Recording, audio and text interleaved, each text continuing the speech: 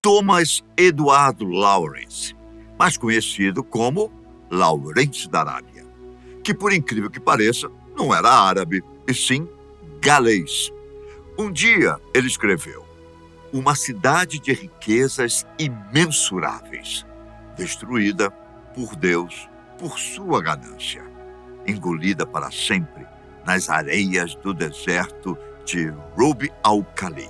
Até parece uma analogia a outra lendária cidade, bastante conhecida pelos cristãos, Sodoma. Porém, não tem ligação alguma, a não ser o fato de terem sido destruídas pela ira divina. Eu estou falando de Irã. Não confundir, por favor, com Irã, né? O país do Médio Oriente. Bom, uma cidade que, segundo arqueólogos, existiu por volta do 3º milênio antes de Cristo e que se encontra soterrada nas areias do deserto de Rub al-Khali, localizado na Península Arábica. Irã, por sua vez, não é citada na Bíblia cristã, mas no Alcorão, o livro sagrado islâmico, e também no famoso e clássico literário As Mil e Uma Noites. Lawrence, que além de herói de guerra para os árabes, foi também um grande historiador, partiu para o Oriente Médio ainda aos 23 anos de idade, após se formar em História, para trabalhar em escavações arqueológicas. Lá, ele se apaixonou pela cultura árabe, assim como pelo seu povo, e também ficou sabendo da existência de uma antiga civilização, cujas ruínas foram vistas por tribos nômades da região. Os árabes contaram a Lawrence sobre a existência de muros, castelos e outras construções remanescentes de uma civilização que teria vivido naquela região por volta do ano 3000 a.C.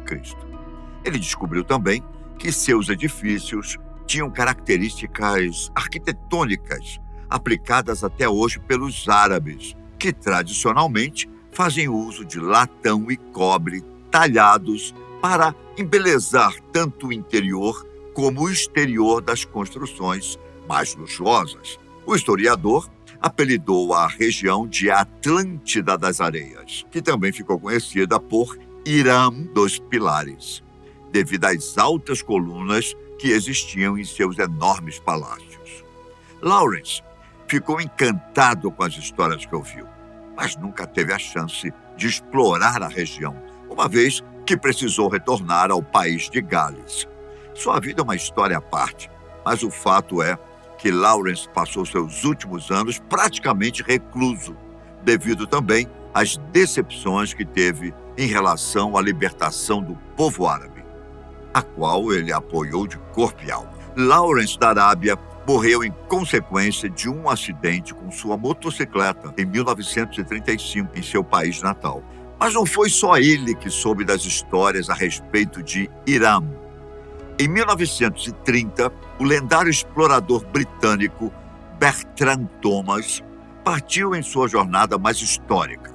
Ele se tornaria o primeiro europeu a cruzar o assustador deserto de Rub al-Khali, que também é conhecido pelo intimidante apelido de Bairro Vazio, em tradução livre para o português. O deserto de Rub al-Khali é considerado um dos lugares mais quentes, secos e inóspitos da Terra.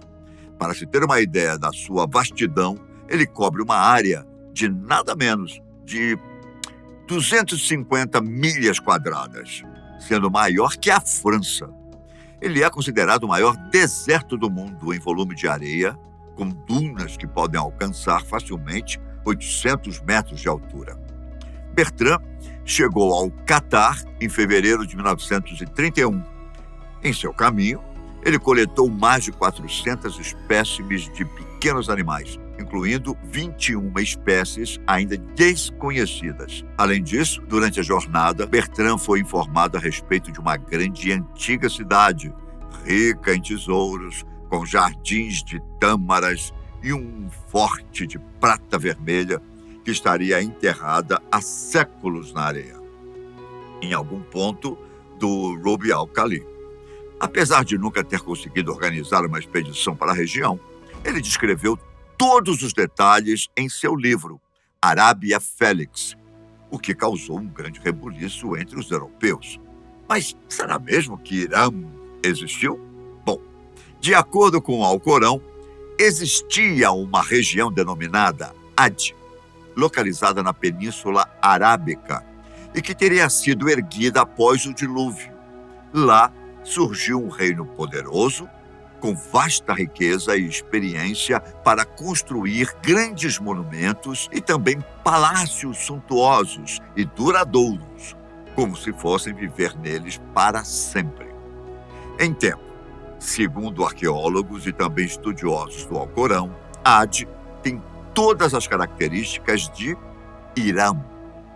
Localização, costumes, tipos de construções, entre outros pormenores, não deixam muitas dúvidas a respeito. O fato é que Irã cresceu muito e seu povo se tornou conquistador, dominando os territórios vizinhos de forma violenta.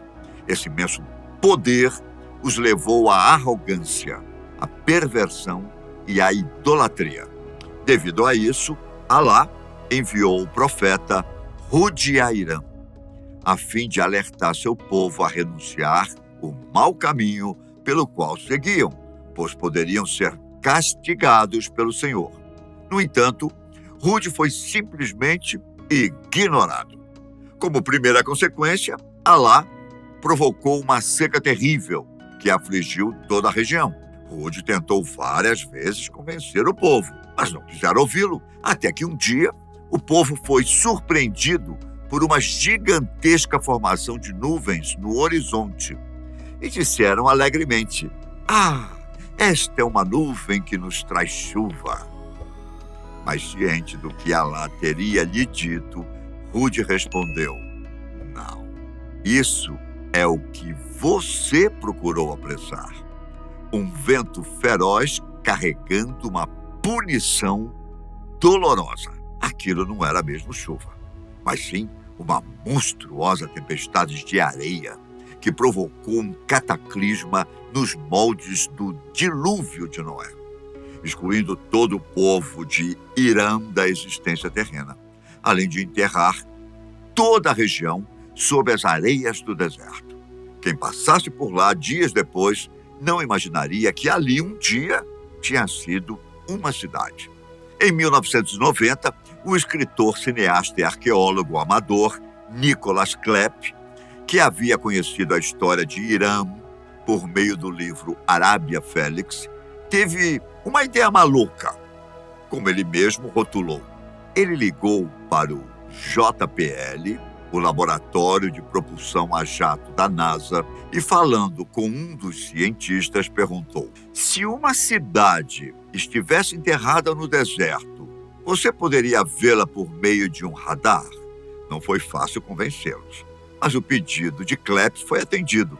Assim que o satélite equipado com LIDAR, que é um radar que tem a capacidade de enxergar estruturas cobertas por vegetação, areia ou terra, passou na região, tanto o cineasta quanto os cientistas da NASA notaram algo incrível. Estendendo-se por toda a região e pelo bairro vazio, havia uma extensa rede de antigas rotas comerciais, além de outras estruturas agora escondidas sob a areia. Klepp não perdeu tempo e tratou de organizar uma expedição exploratória para o lugar. O que descobriram foi ainda mais incrível. Alegadamente, eles estavam diante de um poderoso centro econômico antigo, marcado por imponentes torres, muito além do que deveria ter sido tecnologicamente possível na época, e que foi destruído por um evento cataclísmico e enterrado sob a areia. A Atlântida das Areias parecia ter sido finalmente descoberta. Bom, em seu livro homônimo, Klepp acredita que sim. Depois de Klepp, a região foi também estudada por outros arqueólogos, sendo que somente agora, no início do século XX, novas evidências sugerem que a cidade tenha abrigado gigantes. A suspeita surgiu depois que passaram a mensurar melhor o achado, usando as modernas tecnologias do escaneamento de precisão. Segundo Gênesis da Bíblia cristã, os gigantes Néfilins foram os mais poderosos seres que já habitaram a Terra, dotados de incríveis tamanho e força, mas que acabaram sucumbindo ao dilúvio. Segundo alguns estudiosos, os Néfilins são comparáveis aos Djinns, os prováveis construtores de Irã e suas enormes estruturas de estrada. Os Djinns seriam os mesmos Néfilin? As escavações continuam e, por isso, podemos aguardar por novidades. Será?